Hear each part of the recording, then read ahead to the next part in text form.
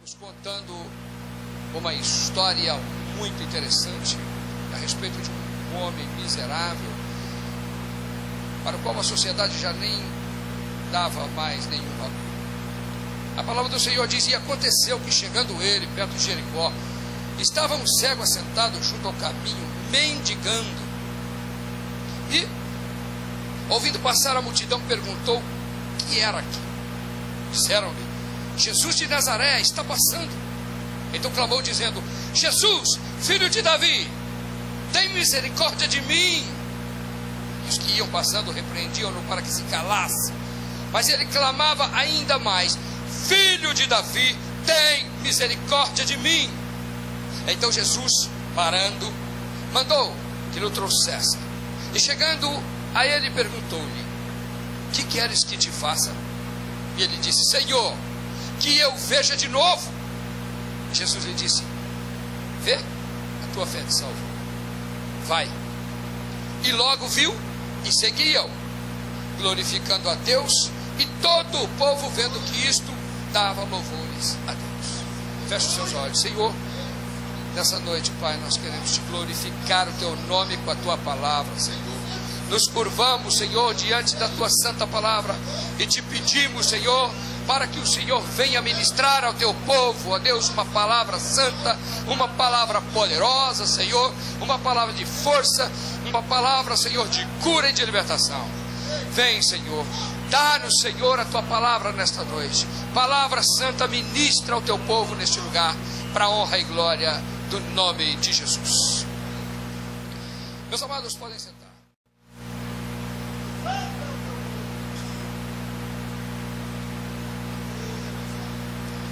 Meus amados, esta é uma história muito interessante, porque demonstra como é que você consegue alguma coisa do Deus do universo. Como é que você consegue arrancar de Deus um favor que para todos, aos olhos de todos, é simplesmente impossível.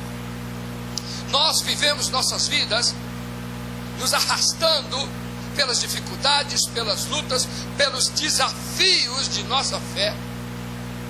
Sempre estamos no meio de pessoas que duvidam de tudo, e duvidar é o normal, crer é o mais difícil. Duvidar, não acreditar é comum. Crer é só para pessoas muito, mas muito grandes diante de Deus. Nós vivemos em uma sociedade que não acredita em nada.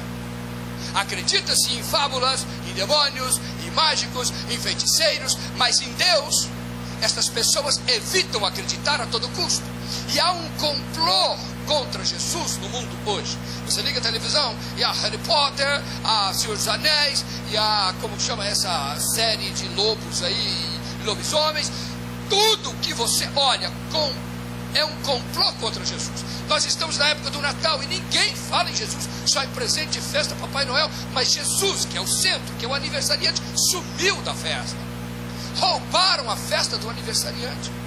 O complô contra Deus começa na incredulidade ensinada no dia a dia.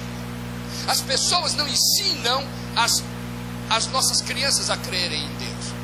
Se nós não fizermos o trabalho que nossos filhos creiam no Senhor com uma fé genuína, logo eles se tornam adolescentes, se tornam rebeldes, desviam-se e vão para o mundo, aonde as tragédias os esperam, as angústias, as dores, os pecados que viram crime, e o crime que tem como pagamento a morte. Em nossa sociedade, o normal é não crer em nada do que Deus ensina e do que Deus cobra para que Ele nos dê algum favor. Nós gostamos de favores, nós gostamos de sermos abençoados, todos nós gostamos de correntes de prosperidade, de favores de Deus, de bênçãos de Deus. Mas quando nós analisamos a fórmula de chegarmos diante de Deus para conseguirmos um favor, nós nos assustamos, porque nós não chegamos nem perto de fazer o que Deus nos manda. O grande exemplo deste pobre e miserável cego é tremendo. A Bíblia diz que aquele homem vivia assentado na beira de um caminho perto de Jericó. Era um lixo humano. era um nada. A sociedade não ligava para aquele homem. Ele vivia de migalhas, restos de uma sociedade que o transformou em lixo há muito tempo. Sua família o havia esquecido. Vivia naqueles caminhos empoeirados e pobres. O que poderia esperar de um homem que vivia sentado na beira de um caminho de uma cidade miserável como Jericó? Jericó, desde quando foi conquistada, nunca mais foi uma grande e poderosa cidade. Ele era apenas um cego, era apenas um mendigo, era apenas um lixo da sociedade. E estava ali como lixo. E estava vivendo como lixo. Esquecido pelos parentes, esquecido pelos amigos, porque mendigo não tem amigo. Lixo social não tem amigo, lixo espiritual não tem amigo. E aquele homem vivia sentado ali, esperando que alguém lhe desse uma migalha. Mas as suas esperanças cada dia se quebravam mais, como muitas vezes a nossa vida, no meio das angústias, no meio dos problemas, nós vamos nos quebrando pelo caminho da vida. E vamos deixando os nossos restos de sonhos pelos cantos do caminho da vida, dos caminhos da vida, esperando que alguma coisa nos aconteça a qualquer hora. E a Bíblia diz que aquele homem estava mendigando enquanto Jesus passou por uma multidão. Ora, cego, ele não vê, mas escuta muito. E a Bíblia diz que aquele homem escutou aquele tropel de gente e ele começou a indagar: o que é que está acontecendo? Ninguém dá bola para cego. Ninguém responde pergunta de lixo social. Ninguém nem conversava com ele. Mas alguém disse: Jesus, o Nazareno. Interessante que Jesus, não disseram Jesus, o filho de Davi. Disseram: Jesus, o Nazareno, está passando por aqui. E a Bíblia diz que aquele cego, ouvindo esta resposta, ele começa desesperadamente a gritar.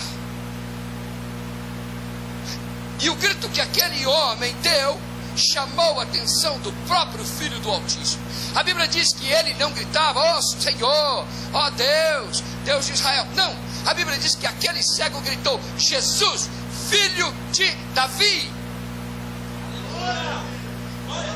Ninguém chamava Jesus de filho de Davi, a não ser que soubesse que ele era o Messias. Ninguém chamava, nem os discípulos nunca chamaram Jesus de filho de Davi. Nenhum discípulo de Jesus chamou Jesus de filho de Davi. Nenhum. Todos eles tinham dúvida de Jesus até ele morrer e ressuscitar. Sabiam disso? Todos tinham. Pedro tinha, João tinha, mas aquele cego não. E não era discípulo de Jesus. Ele disse: Jesus, filho de Davi. Jesus escutou isso e parou. Alguém chamou pelo meu nome verdadeiro. Alguém me chamou de Messias. Somente aqueles que sabiam ser Jesus, o Filho de Deus, usavam este termo. E por incrível que pareça, apenas 2 ou 3 pessoas em todos os evangelhos chamaram Jesus filho de Davi. Tem misericórdia de mim. Este pobre cego, lixo, não era nada, um homem acabado, esquecido por todos, esquecido por toda a sociedade, por seus amigos, não era esquecido de Deus. Jesus passou por aquele lugar e não passou por acaso. Jesus nunca chegou num lugar por acaso. Jesus não entrou em Naim por acaso. Jesus não ressuscitou aquele menino em Naim por acaso. Ele ressuscitou para que 2000 anos depois nós estivéssemos falando nisso. Jesus passou por Jericó na frente daquele cego e ele sabia que aquele cego iria reagir assim.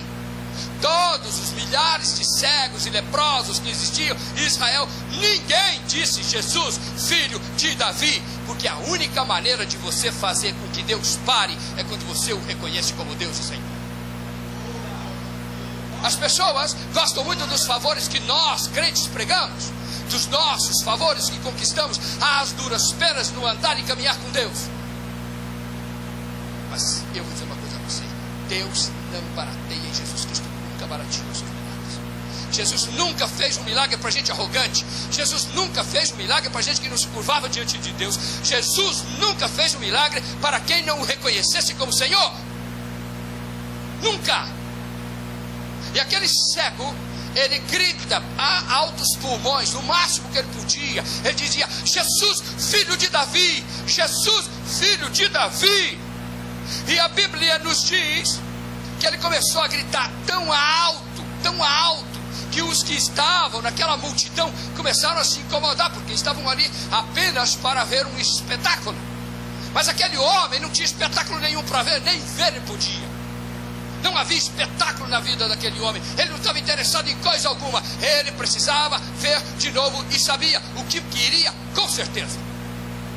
A Bíblia diz que ele gritou mais alto e as pessoas se incomodaram. E as pessoas começaram a repreender e dizer: cale a boca, você está nos incomodando. Assim como muitas vezes as pessoas nos incomodam com seus grandes dramas, com seus problemas, com as suas depressões, com as suas angústias, com os seus erros, com os seus pecados, com suas doenças. E muitas vezes nós não queremos ouvir, porque o nosso drama é maior que o drama daqueles que nos escutam, ou o drama deles nos incomoda quando nós escutamos o seu choro.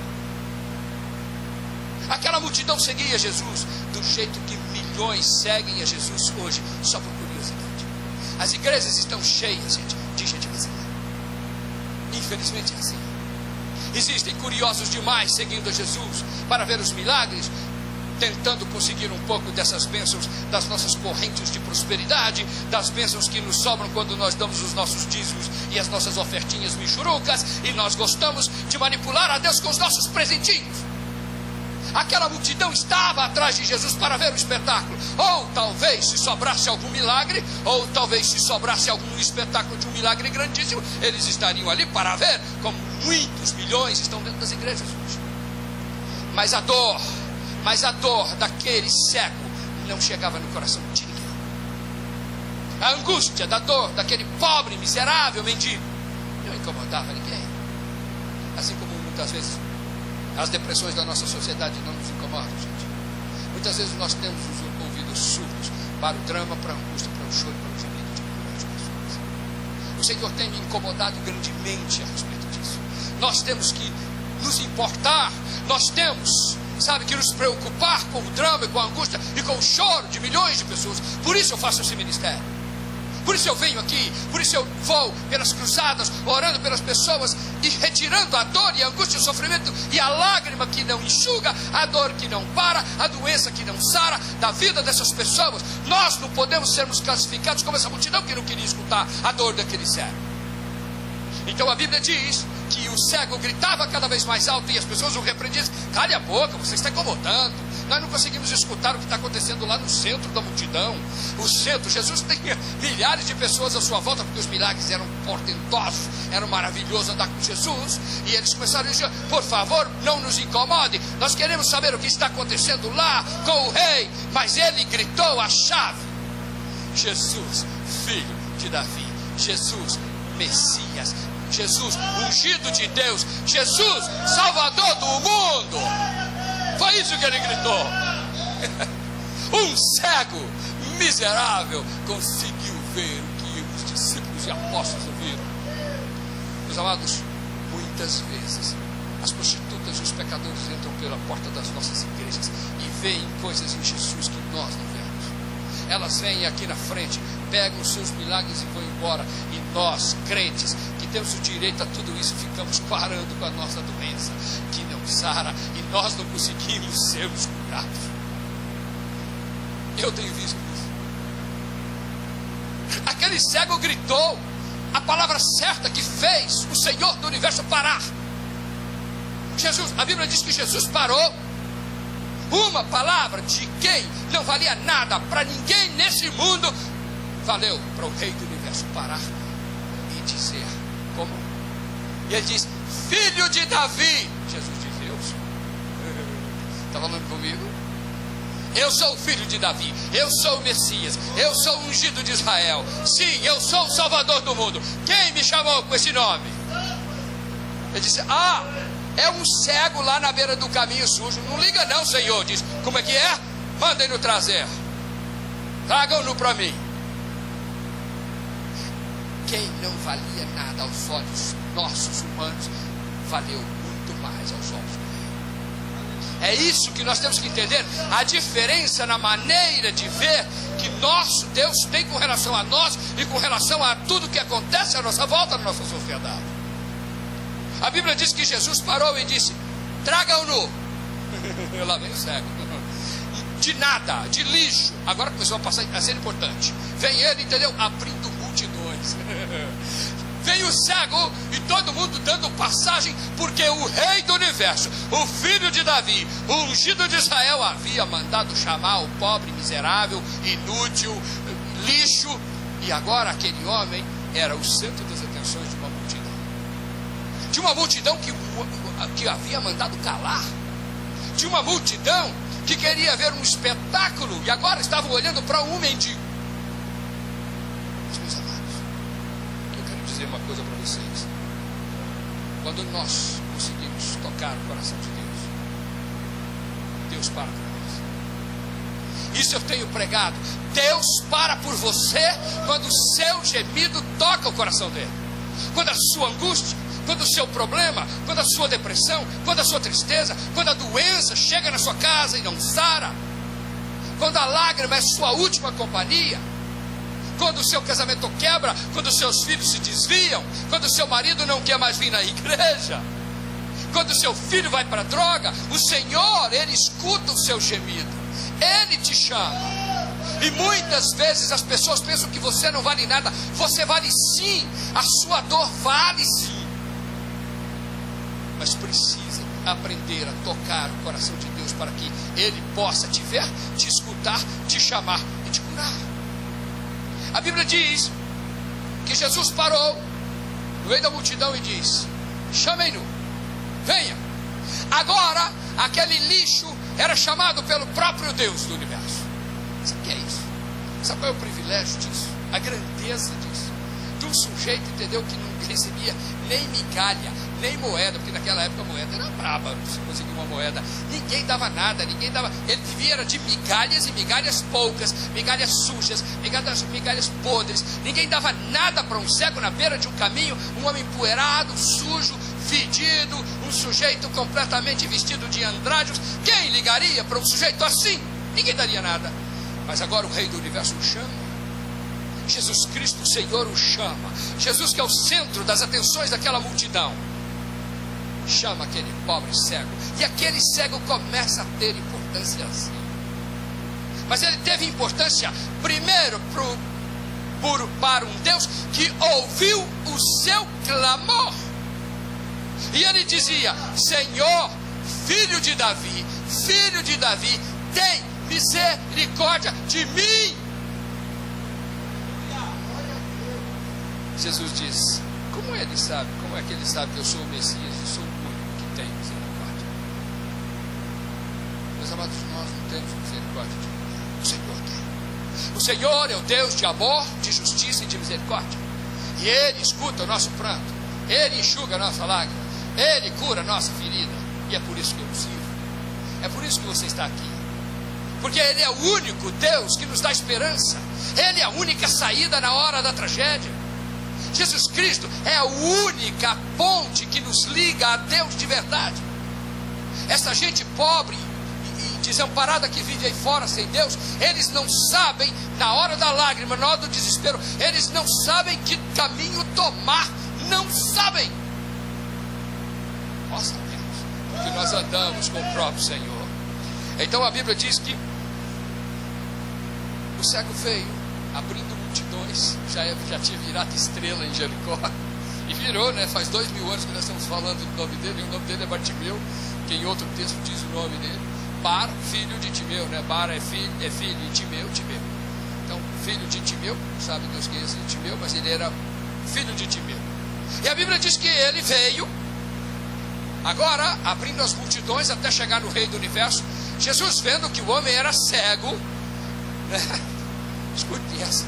Jesus via que o homem era cego. E Jesus perguntou: o que você quer que eu te faça? O que queres que te faça, filho?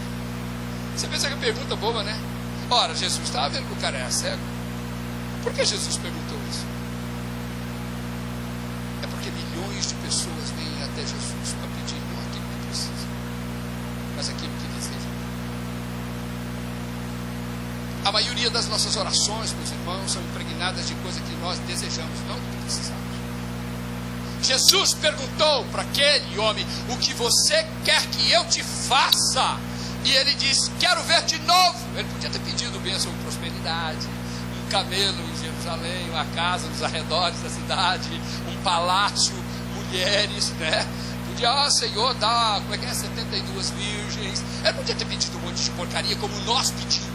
Como nós vamos na igreja para pedir um monte de coisas bobas, um monte de coisas idiotas, para nós gastarmos os nossos desejos e delírios, né?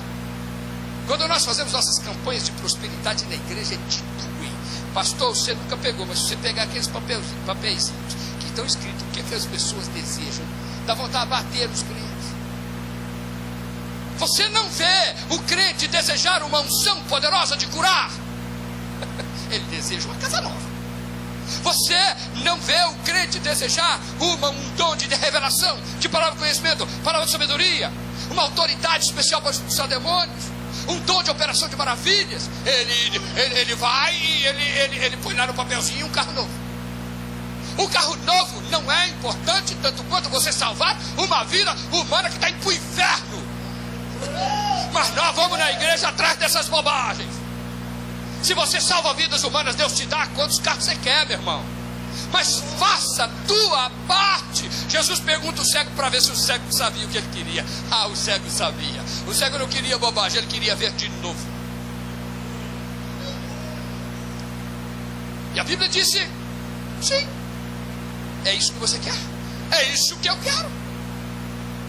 Certamente aquele cego já tinha visto, né? Porque no texto diz, não nesse texto, mas no outro ele diz: eu quero ver de novo. Ele não nasceu cego, não nasceu. No outro texto ele diz: eu quero ver de novo. Ele não era cego de nascença, não. Ele já tinha experimentado a vista e havia virado lixo social quando perdeu a visão. Gente, a pior coisa do mundo é você ter e perder. Quando você não tem, você não sente a dor de perder, mas quando você tem, você sente a dor de perda. E quando você perde uma visão, meu amado, meu irmão, é trágico. Então a Bíblia diz que Jesus disse: o que você quer que eu te faça? E ele disse: eu quero ver de novo. E a resposta de Jesus foi fantástica. Jesus disse: então veja, pois a tua fé te salvou. Olha, a fé de que Jesus era realmente o Messias de Deus que salvou aquele cego. Sabe o que salva-nos? Sabe o que nos salva, gente? É a certeza de que Jesus é exatamente quem ele diz que é. Quando você tem certeza de que Jesus é o Senhor que disse que é, então a sua fé te salva, e você, através da sua fé, ainda salva os outros. Nós estamos no meio de um turbilhão, gente. Nós estamos caminhando para o fim. O reino dos céus não foi implantado. A agência de Deus na terra, chamada igreja, é a única com capacidade para implantar o reino dos céus na terra. Você, meu irmão, você não canta para se apresentar, você canta para implantar o reino dos céus na terra. Porque os louvores fazem com que a glória de Deus desça sobre a igreja. É isso que você tem que fazer. Cada um de nós só tem importância se você for importante na igreja como instrumento de implantação do reino dos céus na terra. O que você tem feito? Para e pensa. Nós quase não fazemos nada. Nós frequentamos a igreja, nós vimos aqui a igreja, nós damos um dízimo, nós damos uma ofertazinha e vamos para casa. E a nossa vida, em que muda a sociedade em que nós estamos? Nós vivemos como se estivéssemos de costas para o mundo, como se os dramas do mundo não fossem os nossos. Meus amados, a nossa fé nos salva, a nossa fé nos muda. A nossa fé nos muda, nós temos que mudar o mundo onde nós estamos. É isso que nós pregamos. As mensagens que nós pregamos, meus irmãos, são mensagens de poder e de autoridade no nome de Jesus Cristo, para mudar as realidades que nos cercam. Nós temos que ser instrumentos de mudança nesse mundo. Nós não podemos passar por esse planeta sem deixar de coisas grandes aqui. Nossa vida é importante demais e nós só vimos aqui uma vez, nós não voltamos aqui mais. Somos a única esperança da terra. Jesus é a única esperança do homem. Aquele pobre cego lá em Jericó, que de pobre só tinha falta de visão, porque ele não era pobre em resto de coisa nenhuma. Aquele homem era o mais inteligente de toda aquela multidão, porque ele soube tocar o coração de Deus para fazê-lo parar e escutá-lo. Você sabe fazer Deus parar? Você sabe fazer Deus parar e te escutar? Meus amados, eu vou dizer uma coisa a vocês. Eu estava na Europa há quase 5 anos atrás. Eu sou um executivo do mercado financeiro e eu não queria mais fazer o ministério. Eu havia sido pastor de uma igreja grande e eu não conseguia ser pastor, não teve problema nenhum, não conseguia ser pastor. Eu não conseguia mais subir na plataforma para pregar, era um incômodo. Eu amo fazer isso que eu estou fazendo com vocês. Eu prego, deixo aqui, ministro, eu vou orar por vocês daqui a pouco. É isso que eu amo fazer. Sabe, a minha vida é marcada pelo sobrenatural. Eu sou um homem que faço milagres, entendeu? Em nome de Jesus. Essa a minha realidade, é a única coisa que eu sei fazer na vida, que faço bem, o resto não me importa. E eu estava em Frankfurt e eu tinha acabado de chegar do estádio e tinha assistido um jogo e estava orando, estava muito frio. O Espírito Santo disse que te volte ao Brasil, que eu quero que você vá fazer uma obra para mim. E aquilo me tocou, e eu falei, eu vou, Senhor, eu vou. Chegou a hora, o Espírito Santo disse, chegou a hora de eu te dar esse ministério poderoso que você sempre me pediu. Mas eu te levei para o mundo inteiro, eu conheço 85 países. O Espírito Santo me levou para o mundo inteiro, para que eu tivesse experiência, para que eu visse todas as realidades do mundo. E eu vou dizer uma coisa para vocês, meus irmãos, o desespero é igual em todas as raças, nações e cores. Não existe ninguém diferente um do outro. Todos necessitam do Jesus a quem nós servimos. Nós somos os poucos privilegiados deste planeta que conhecemos Jesus da forma que nós conhecemos. E o meu desespero é que nós não valorizamos isso. Se você sair daqui e entrar no Paraguai, você vai ver que não conhece Jesus como que nós conhecemos. Se você vai no mundo árabe, você vai na Europa, se você vai na Ásia, a tragédia tomou conta, o coração do povo esfriou. Deus não existe mais lá. Nós somos dos poucos privilegiados que ainda seguimos um Jesus real. Eu voltei ao Brasil e quando voltei, cheguei em casa, minha esposa falou assim, nós temos que comparecer diante da Suprema Corte de Deus. O Senhor nos mandou comparecer diante da Corte Suprema. Eu disse, ok, vamos orar. E nós entramos num jejum de 21 dias e no 21º dia o Espírito Santo nos revelou, disse, amanhã, 3 horas da tarde, vocês estarão diante da Suprema Corte do Altíssimo. Estará o Filho, estará o Pai, os anciãos, estará toda a corte do céu, estarão julgando os assuntos importantes e você é um dos assuntos importantes. Privilégio isso? Responsabilidade. Muda a palavra. Responsabilidade. No outro dia, 3 horas da tarde, nós comparecemos diante da Suprema Corte, com 3 folhas escritas, entendeu, de papel. Nós lemos diante do Senhor, ficamos mais de 1 hora na presença do Rei, saímos da presença dele. O Espírito Santo diz, agora o inimigo vai lhe acusar. Então saia da presença do Senhor e deixa que o inimigo vai lhe acusar. O inimigo nos acusou um montão, nem sei o que aconteceu, saí, não quis nem saber. 15 dias depois, um profeta, eu estava numa reunião de negócios, eu estava indo para Dubai com um sheik, e ele havia vindo com um avião particular dele para me buscar, e eu estava sentado numa mesa com vários executivos, e a secretária nos chamou e disse, tem uma pessoa que quer falar com algum de vocês aqui, mas ele não sabe o nome. E todos foram falando e ninguém era. E eu fiquei por último, falei assim, bom, comigo não é porque eu não conheço ninguém aqui. E ela disse, é com você mesmo. É com você, peguei o telefone, o cara, assim diz o Senhor. Eu julguei a sua causa e te dei vitória. Você esteve diante da Suprema Corte de Deus e o Senhor julgou a seu favor. Ninguém sabia disso. O cara me ligou de uma cidade do Nordeste, eu olhei o número, era de uma cidade do Nordeste, o sujeito falava com um sotaque nordestino. Eu perguntei, qual é o seu nome? E ele disse, por que me pergunta pelo meu nome? Igual o anjo respondeu para Jacó, por que me pergunta pelo meu nome? E ali o Senhor falou comigo e disse, volte para sua casa. E eu voltei para minha casa, e o Espírito Santo disse, jejue pela tua unção, porque agora te dou uma unção nova, uma unção poderosa, uma unção para mudar os destinos de milhares de pessoas, e você vai mudar esses destinos há 4 anos. E o Senhor não me deixava ir para as plataformas e para os púlpitos.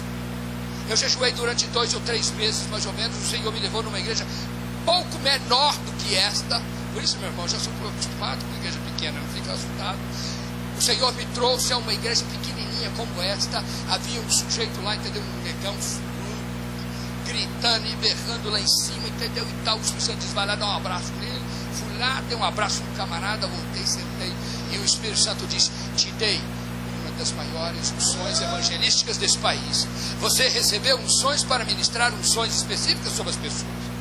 Uma unção como essa que eu tenho de escrever livros, mas unções poderosas para transformar as pessoas em instrumentos reais que se importam com a dor das pessoas que estão lá na rua e têm capacidade, poder e autoridade e responsabilidade de mudar suas vidas quando elas gritam: Jesus, tem misericórdia de mim. Você escuta.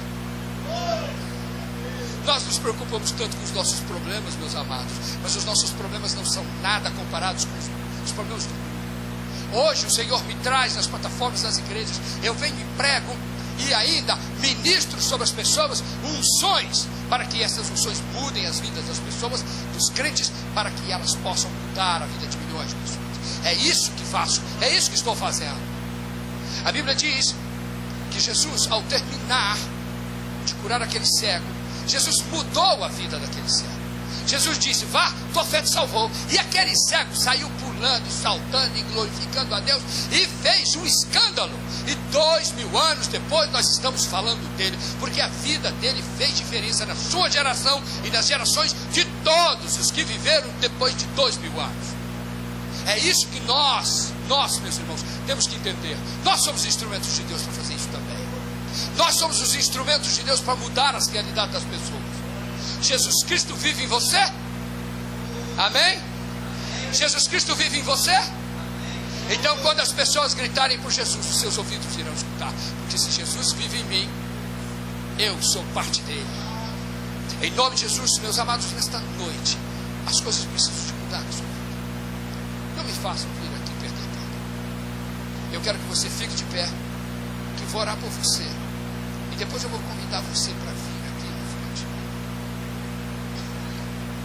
Curve a sua cabeça. Senhor querido, nessa noite, Pai, nós te pedimos a tua bênção, a tua graça, a tua misericórdia. Senhor, perdoa os nossos pecados, ó Deus, quando muitas vezes nós fingimos que não vemos e não ouvimos as dores das pessoas que clamam. Senhor, o nosso mundo está afundando-se no lamaçal do erro, do pecado, das drogas, da prostituição, Senhor, das angústias sem remédio, da depressão que não passa, da doença que não sara, da lágrima, Senhor, que não enxuga. Essas pessoas, Senhor, aí fora que vivem verdadeiros desertos espirituais, suas famílias se arrebentam, ó Deus, não há paz em lugar nenhum, e as pessoas sofrem por todos os lados que elas se voltam, Senhor, as tragédias aumentam. Mas, Senhor, aqui estamos na tua casa nessa noite. Nós precisamos, Senhor, fazer diferença. Fazemos diferença, Senhor, para quando as pessoas gritarem como aquele cego gritou, Senhor, e o Senhor ouviu, nós também possamos escutar, nós possamos ouvir, porque o Senhor é o Deus Filho de Davi, o Senhor é o Deus Messias, o Senhor é o Rei do Universo, e é o Deus que colocou, Senhor, teu Espírito para viver em nós. Senhor, nós precisamos de fazer diferença nessa terra. Precisamos de fazer diferença e agora, Senhor. E nós vamos fazer para a honra e glória, poder e majestade do Teu nome. Por isso, Senhor, manifesta a Tua grandeza através dos Teus servos nessa noite. Senhor, eu vou impor as mãos sobre o Teu povo agora. E quero lhe pedir, Senhor, a Tua cura. Quero lhe pedir, Senhor, a Tua libertação. Quero lhe pedir, Senhor, a restauração desse povo. Restaura, Senhor, a vida dessa gente. Restaura, Senhor, e faz desse povo muito mais do que vencedores. Em todas as áreas que eles precisam, Senhor. Manifesta, Senhor, a Tua grandeza. Em nome de Jesus é que eu te peço. Amém. E amém. Eu peço uma salva de palmas bem gostosa para o Senhor. Mais. Amém.